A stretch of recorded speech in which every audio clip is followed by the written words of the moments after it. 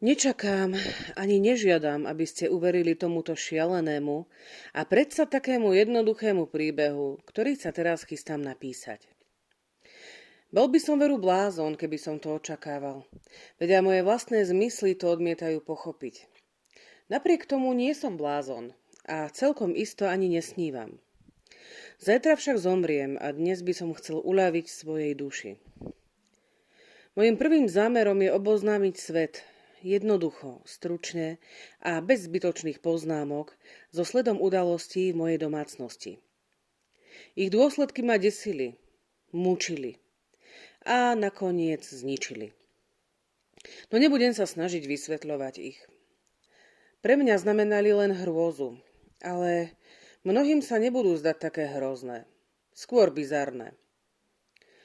V budúcnosti sa možno nájde niekto, kto zredukuje moje prízraky na bežnú vec. Niekto pokojnejší, logickejší a oveľa menej výbušný ako ja. A v okolnostiach, ktoré opisujem s hrôzou, nebude vidieť nič iné ako obyčajnú postupnosť prirodzených príčin a následkov. Už od detstva som bol známy svojou krotkou a prívetivou povahou. Bol som až natoľko citlivý, že som sa stal terčom zábavy mojich kamarátov. Mimoriadne rád som mal zvieratá a tak ma moji rodičia obdarovávali rôznymi druhmi domácich miláčikov. Trávil som s nimi väčšinu svojho času a nikdy som nebol šťastnejší ako vo chvíľach, keď som ich krmil a maznal sa s nimi.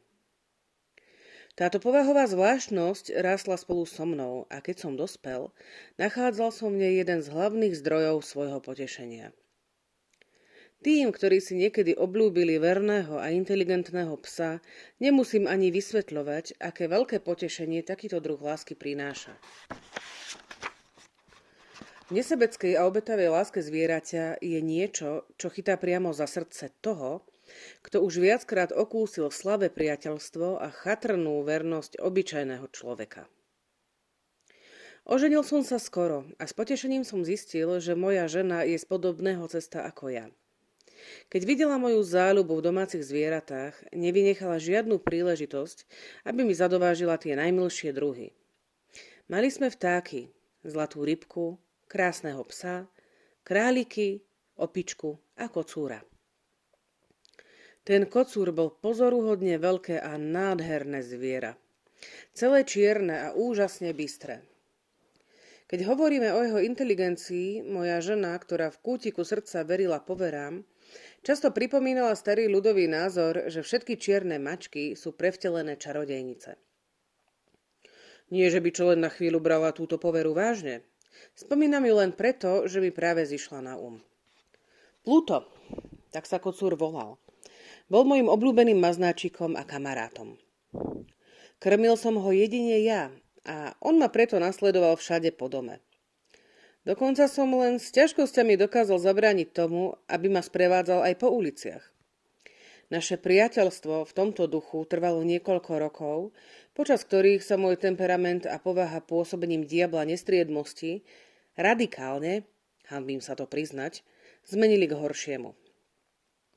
Zo dňa na deň som bol náladovejší, podráždenejší, bezohľadejší k pocitom iných. So ženou som sa rozprával nevyberane. Dokonca som sa jej vyhrážal aj telesným násilím. Moje zvieratka samozrejme tiež pociťovali zmenu môjho správania. Nielen, že som ich zanedbával, ale som s nimi aj zle zaobchádzal. Čo sa týka Pluta, ešte som mu neubližoval, ale nemal som zľutovanie s králikmi, opicou ani so psom, keď sa mi náhodne alebo z prítulnosti pritrafili do cesty. Moja choroba však bola silnejšia ako ja. A ktorá choroba sa vyrovná alkoholu? A napokon aj Pluto, ktorý už začínal stárnuť a stával sa mrzutejším, okúsil následky mojich zlých nálad. Jednu noc, keď som sa značne opitý vrátil domov z jednej z mojich obľúbených krčiem v meste, vzal som si do hlavy, že sa mi kocúr zámerne vyhýba. Schmatol som ho a on zo strachu, že mu ublížim, jemne zahryzol do mojej ruky. Okamžite ma posadol démon zúrivosti. V tej chvíli som ani nevedel, čo robím. Zdalo sa, ako by moja pôvodná duša opustila moje telo a každou mojou časťou lomcovala diabolská, džinom poháňaná zloba. Z vrecka vesty som si vybral nožík. Otvoril som ho, chytil úbohé zviera pod krk a chladnokrvne som mu vyrezal z jamky oko. Prepadám sa od hanby a odporu. Trasiem sa, keď píšem o tejto ohavnej surovosti. Keď som ráno vytriezvel, keď som sa vyspal z oparu nočného flámu, pocítil som hrôzu a ľútosť zo zločinu, ktorý som spáchal. Bol to však pri najlepšom slabý, dvojzmyselný pocit, ktorý sa nedotkol mojej duše. Opäť som sa vrhol do nestriedmosti a čoskoro som všetky spomienky na tento môj zlý skutok utopil vo víne. Medzi tým sa kocúr pomaly zotavil. Jamka po vylúpnutom oku bola síce hrozivá, ale zdalo sa, že už ho to neboli. Prechádzal som sa po dome ako predtým, ale ako sa dá predpokladať, keď som sa objavil ja, vystrašene utiekol. Ostalo vo mne ešte toľko citu, že ma spočiatku zarmúcoval tento očividný odpor tvora, ktorý ma kedysi miloval. Tento pocit však čoskoro nahradilo podráždenie a potom to prišlo. Aby neodvolateľne a navždy dovršilo môj pád, posadla ma zvrátenosť. Filozofia na tento jav ako si pozabudla a predsa som si istý rovnako, ako že moja duša žije, že zvrátenosť je jedným z prvotných sklonov ľudského srdca. Jednou z nedeliteľných základných vlastností alebo pocitov, ktoré ovplyvňujú vývoj povahy človeka. Kto sa už aspoň 100-krát nepristihol pri tom, že robí zlý alebo hlúpy skutok len preto, lebo vedel, že sa to robiť nemá? Varí nás čosi večné, a to aj navzdory zdravému úsudku, nepoháňa porušovať to, čomu hovoríme zákon, len preto, že ho ako zákon vnímame? Tento duch zvrátenosti, tvrdím, dovršil môj pád. Bola to práve tá nepochopiteľná túžba duše týrať samu seba. Ohrozovať vlastnú prirodzenosť. Páchať zlo len pre zlo samotné. To ma poháňalo pokračovať a dokonať krivdu, ktorú som na bezbrannom zvierati spáchal. Jedného rána som mu chladnokrvne uviazal okolo krku slučku a zavesil ho na konár stromu. Vešal som ho so slzami v očiach a s bolesťou v srdci. Obesil som ho preto, lebo som vedel, že ma má rád. A preto, lebo som cítil, že mi nedal dôvod na pohoršenie. Obesil som ho, lebo som vedel, že pácham hriech. Smrteľný hriech, ktorý natoľko ohrozí moju nesmrteľnú dušu, že ju postaví, ak je to vôbec možné, mimo dosahu nekonečného milosrdenstva najmilostivejšieho a najkrútejšieho Boha. V noci nasledujúcej po dni, keď sa ten hrozný skutok stal, ma zobudil krik, že horí. Závesy na mojej posteli boli v plameňoch. Horel celý dom. Moja žena, slúžka a ja sme len s ťažkosťami unikli pred požiarom. Skaza bola úplná. Požiar pohltil celý môj hmotný majetok a ja som prepadol zúfalstvu. Nesnažím sa slabožsky hľadať vzťah medzi nešťastím a zločinom. Opisujem však sled udalostí a nerád by som ktorýkoľvek článok vynechal. Deň po požiari som sa vrátil k troskám domu. Všetky steny, okrem jednej, sa zrútili. Tou výnimkou bola priečka, nie veľmi hrubá, ktorá stála uprostred domu a o ktorú sa opieralo čelo mojej postele. Omietka na nej do veľkej miery odolala požiaru. Pripisoval som to novému náteru. Okolo steny postávala veľká skupina ľudí a zdalo sa, že väčšina z nich veľmi podrobne a dychtivo skúma určitú jej časť. Slová ako čudné, jedinečné a ďalšie podobné výrazy podnietili moju zvedavosť. Podišiel som bližšie a na bielom povrchu som uvidel podobu obrovskej mačky, akoby vystupujúcu z bazreliefu. Odtlačok bol až neuveriteľne verný. Okolo krku zvieraťa bol povraz. Keď som ten prízrak zazrel prvýkrát, Pre mňa to prízrak skutočne bol. Môj úžas a hrôza boli neopísateľné. Napokon mi pomohla zrelá úvaha. Pamätal som si, že kocúra som zavesil na strom v susednej záhrade. Keď sa rozpútal požiarny poplach, záhradu okamžite zaplavili ľudia. Jeden z nich určite odrezal zviera zo stromu a vhodil do mojej izby cez otvorené okno, pravdepodobne preto, aby ma prebudil. Pád ostatných stien stlačil obeť mojej krutosti do čerstvej omietky. Vápno z nej a čpavok zo zdochliny spolu s plameňmi vytvorili obraz, ktorý som uvidel. Hoci som sa so znepokojujúcim faktom, ktorý opisujem, rozumne vyrovnal, nemôžem to isté povedať o svojom svedomí. Predsa len ovplyvnil moju predstavivosť. Niekoľko mesiacov som sa nedokázal zbaviť preľudu kocúra. Do mojej duše sa prinavracal akýsi cit, ale podľa všetkého to nebola ľútosť. Vo svojom žiali za zvieraťom som sa v špinavých krčmách, kam som teraz často chodil, začal obzerať po ďalšom kocúrovi, aspoň trochu podobnom tomu pôvodnému, ktorý by dokázal vyplniť jeho miesto. Jedného večera som na poli otúpený sedel v jednom vykričanom brlohu, keď zrazu moju pozornosť upútal akýsi čierny predmet ležiaci na jednom z veľkých sudov džinu alebo rumu, ktoré tvorili väčšinu zariadenia miestnosti. Niekoľko minút som sa uprene pozeral na vrch suda a prekvapilo ma, že som ten predmet nezazrel už skôr. Priblížil som sa k nemu a dotkol sa ho. Bol to čierny kocúr. Obrovský. Rovnako veľký ako Pluto a podobal sa mu ako vajce vajcu. Až na jednu vec. Pluto na svojom tele nemal ani jeden biely chlp, ale táto mačka mala na hrudi veľký biely flak neidentifikovateľného tvaru. Keď som sa ho dotkol, okamžite vstal. Začal nahlas priasť, trel sa mi o ruku a podľa všetkého bol nadšený, že som si ho všimol. Bolo to presne také zviera, aké som hľadal. I hneď som navrhol krčmárovi, že ho od neho kúpim. Ten sa však k nemu nehlásil a nič o ňom nevedel. Nikdy predtým ho nevidel. Aj naďalej som kocúra hladkal a keď som sa už zberal domov, zviera prejavilo túžbu sprevádzať ma. Dovolil som mu to. Počas cesty som sa z času na čas zastavil a pohľadkal ho. Keď sme prišli domov, veľmi rýchlo sa udomácnil a stal sa veľkým obľúbencom mojej ženy. Čo sa mňa týka, čoskoro som zistil, že sa mi začína protiviť. Bol to presný opak toho, čo som očakával. Neviem, ako a prečo sa tak stalo, ale jeho oddanosť voči mne ma odpudzovala a rozčuľovala. Pomaly sa tieto pocity hnusu a podráždenia zmenili na silnú nenávisť.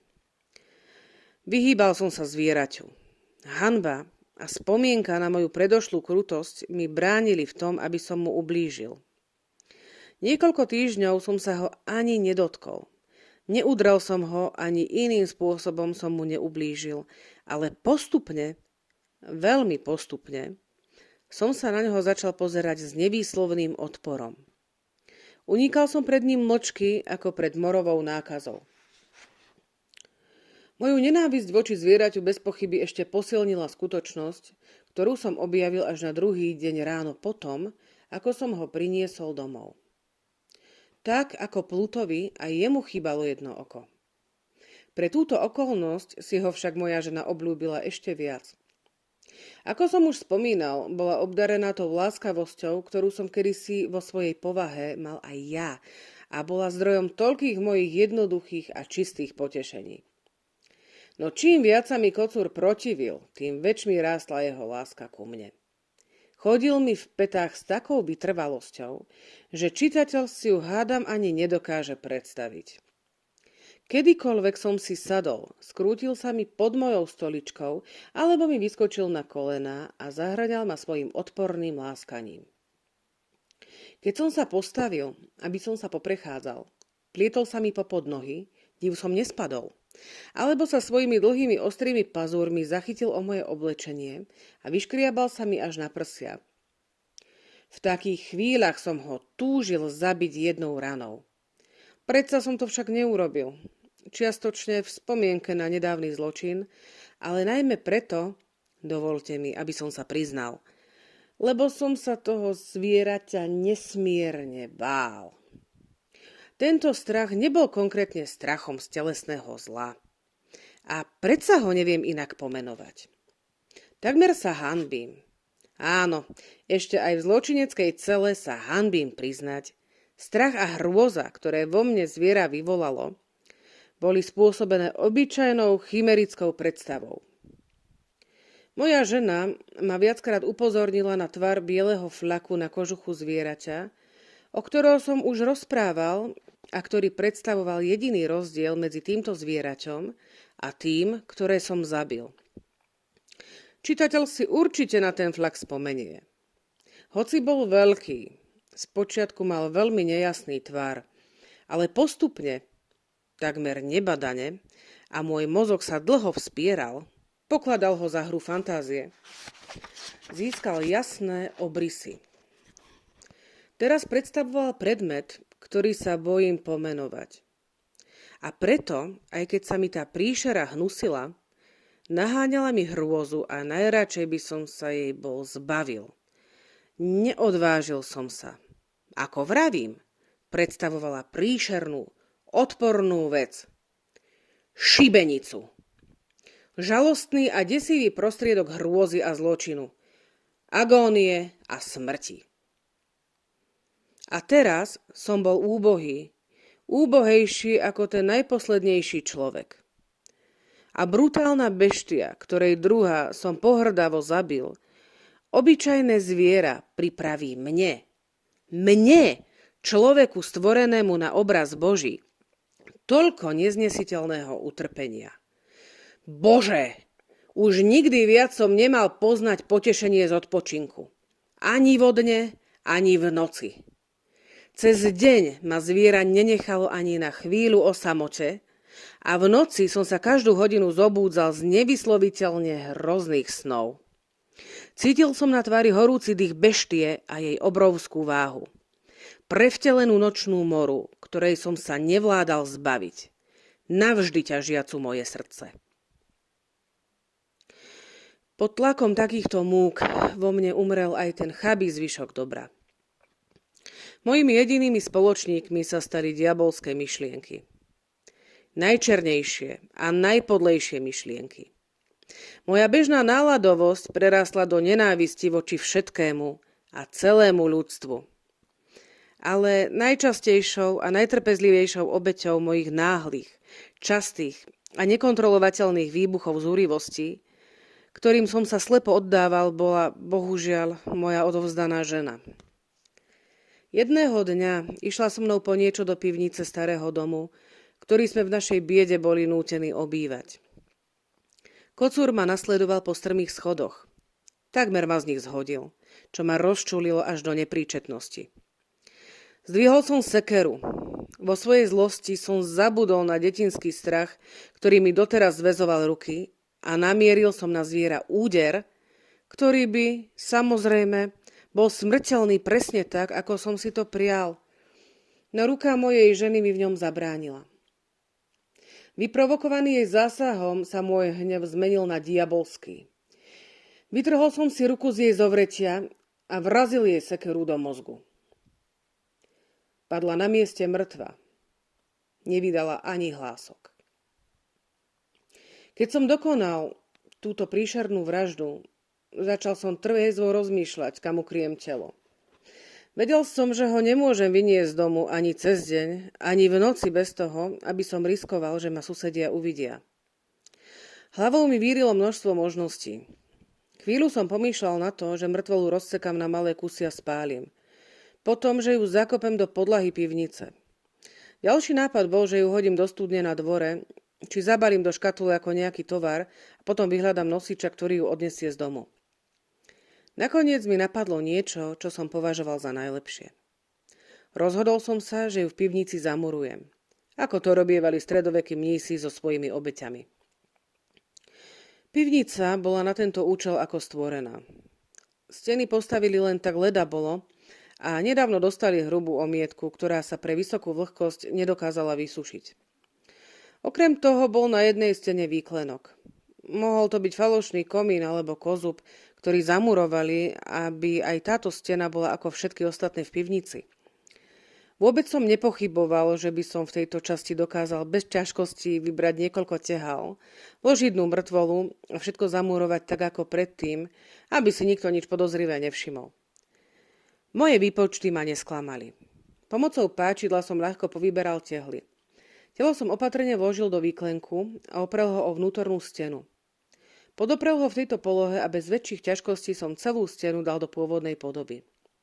Čo najopatrnejšie som si zaobstaral maltu, piesok a štetiny. Pripravil som omietku, ktorá sa v ničom neodlišovala od pôvodnej a veľmi pozorne som ju naniesol na nové múrivo. Keď som skončil, bol som s výsledkom spokojný a mal som pocit, že všetko je v poriadku. Múr nejavil žiadne známky porušenia. Smeti z podlahy som zozbieral mimoriadne starostlivo. Víťazoslávne som sa poobzeral a povedal si: Výborne! Moja práca predsa len nebola zbytočná. Mojou ďalšou úlohou bolo pohľadať zviera, ktoré bolo príčinou toľkej hrôzy, že som sa ho rozhodol usmrtiť. Keby sa predo mnou v tej chvíli zjavilo, bez pochyby by bol jeho osud spečatený. Zdalo sa však, že prešívané zviera vycítilo zúrivosť môjho predošlého hnevu a nemalo túžbu sa mi ukázať dovtedy, kým moja nálada nepopustí. Nedá sa opísať, dokonca ani predstaviť si ten hlboký a blažený pocit úľavy, ktorú neprítomnosť nenávideného zvieraťa vyvolala v mojom srdci. Neobjavilo sa ani v noci a tak som teda aspoň jednu noc od jeho príchodu do môjho domu spal hlboko a pokojne. Áno, spal som napriek tomu, že moju dušu zaťažila vražda. Prešiel druhý deň, potom tretí a môj mučiteľ sa stále neobjavil. Konečne som opäť dýchal ako slobodný človek. Tá beštia od hrôzy určite odišla z domu navždy. Už ju nikdy viac neuvidím. Moje šťastie bolo neopísateľné. Vina za môj temný čin ma príliš netrápila. Vypytovali sa, ale všetky otázky som poľahky zodpovedal. Dokonca nariadili aj vyšetrovanie, ale samozrejme nič nezistili.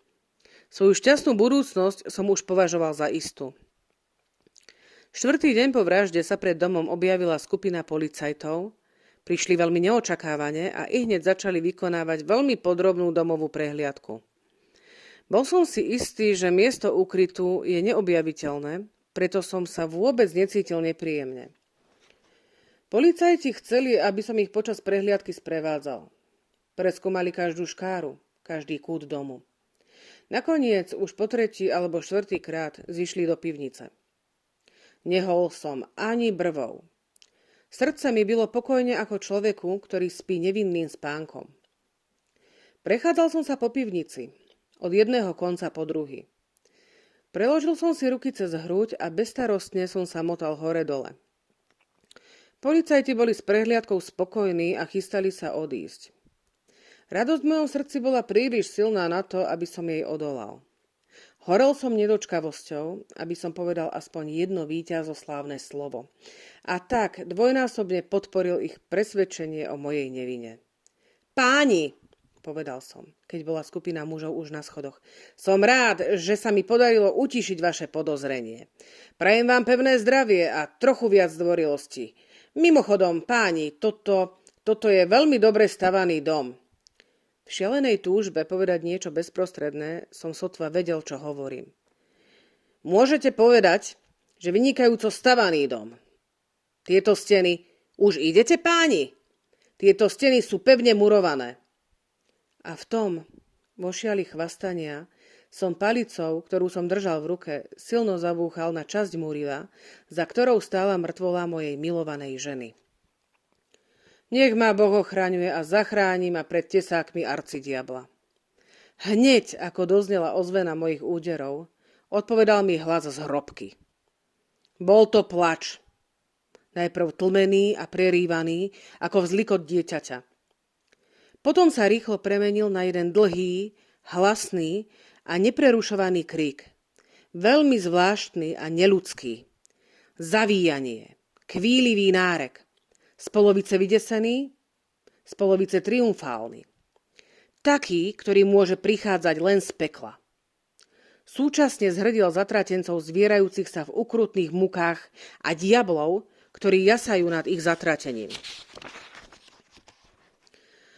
Je zbytočné hovoriť o tom, čo mi vtedy prešlo hlavou. Dotackal som sa k protiľahlej stene. Skupina na schodoch chvíľu len nehybne stála, ochrnutá hrôzou a strachom. V nasledujúcej chvíli už tucet silných rúk rozoberal stenu. Padla celá. Pred očami divákov stála značne rozložená a krvou zaliatá mŕtvola mojej ženy. Na jej hlave sedel netvor s roztvorenou červenou papuľou a jediným ohnivým okom. Beštia, ktorej lstivosť ma dohnala až k vražde, ktorej zradný hlas ma vydal katovi. Zamuroval som beštiu do hrobky.